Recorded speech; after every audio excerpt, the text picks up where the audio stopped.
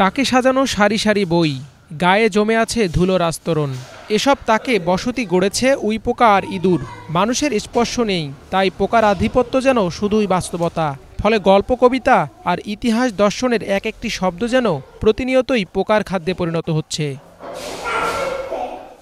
অযত্ন, অবহেলা আর যথাযথ পৃষ্ঠপোষকতার অভাবে এমন অবস্থা নাটোরের গুরুদাসপুরের প্রাচীন শিক্ষা সংঘ পাবলিক লাইব্রেরির। অথচ শিক্ষা সংঘ একসময় জ্ঞানের আলো ছড়াতো। এখন ক্যারাম, দাবা আর টিভি দেখার আসর ছাড়া নেই কোনো কার্যক্রম। পরিচালনা কমিটি থাকলেও দেখা মেলে না তাদের।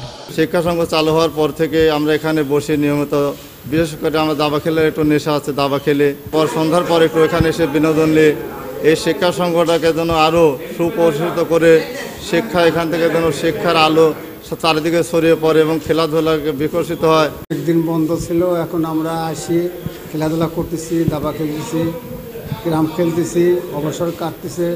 নাটোরের গুরুদাসপুরের চাঁচকইর বোর্ড স্কুলের একটি জরাজীর্ণ ঘরে 1954 সালে যাত্রা শুরু করে রাজশাহীর ঐতিহ্যবাহী গুরুদাসপুর থানা শিক্ষা সংঘ পাবলিক লাইব্রেরি।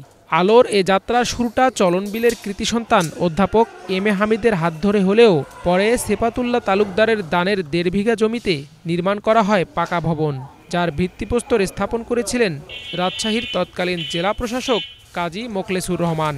1963 সালে পাঠাগারটি উন্মুক্ত হলেও দেশ স্বাধীনের পরে 1972 সালে পায় রেজিস্ট্রেশন। এলাকার একমাত্র জ্ঞানের এ বাতিঘরে আলো অন্ধকারের থাবা দেখে হতাশ পাঠকরা। এটিকে রক্ষার দাবি তাদের। আমরা বই পড়তাম, অনেকে বই পড়তো, কিন্তু এখন শুধুমাত্র এখানে দাবা ও ক্যারাম খেলা হয়। আমরাও ক্যারাম খেলি, কিন্তু এখনও নতুন প্রজন্মের বই সম্বন্ধে কোনো কিছু পাচ্ছে না। এই প্রতিষ্ঠানকে কালের সাক্ষী হিসেবে রাজনৈতিক, প্রশাসনিক এবং সরকার বাহাদুরের সার্বিক প্রচেষ্টায় যেন এই প্রতিষ্ঠান উজ্জীবিত হয়, সুন্দর হয়, এটাই আমাদের এলাকা মানুষের প্রাণের এবং মনের দাবি। এই শিক্ষা সংঘ বর্তমান আমাদের অবহেলা, অদক্ষতার কারণে ধ্বংসের সম্মুখীন।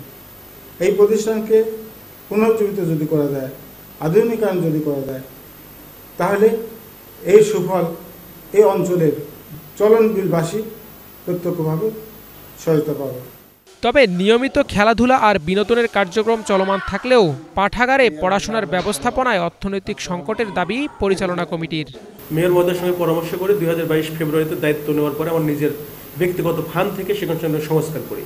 শিক্ষা সংঘ সংস্কার করার পরে এখন বর্তমান শিক্ষা সংঘ একটু ডেভেলপ হয়েছে। যেমন আগে ক্যারাম দাবা কিছুই ছিল না, কিছুই খেলতে পারে নাই। এখন রীতিমতো ক্যারাম দাবা বিনোদন হয়, পাশে ব্যাডমিন্টন খেলা হয়।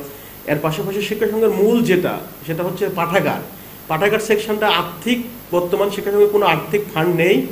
আর্থিক ফান্ডটা যদি উপর কর্তৃপক্ষ বা মাননীয় প্রধানমন্ত্রী এটুকু দৃষ্টি দেয়, তাহলে শিক্ষা সংঘের লাইব্রেরি সেকশনটা আরও ডেভেলপ করতে চাই আমি, এটাই আমার কাম্য। আধার কেটে আবারও আলো ফুটবে শিক্ষা সংঘে, যে আলো ছড়িয়ে যাবে মানুষের চিন্তা, দর্শন ও কর্মে। সুন্দর হবে জীবন, প্রত্যাশা নাটোরের বইপ্রেমীদের। Bangla vision news desk.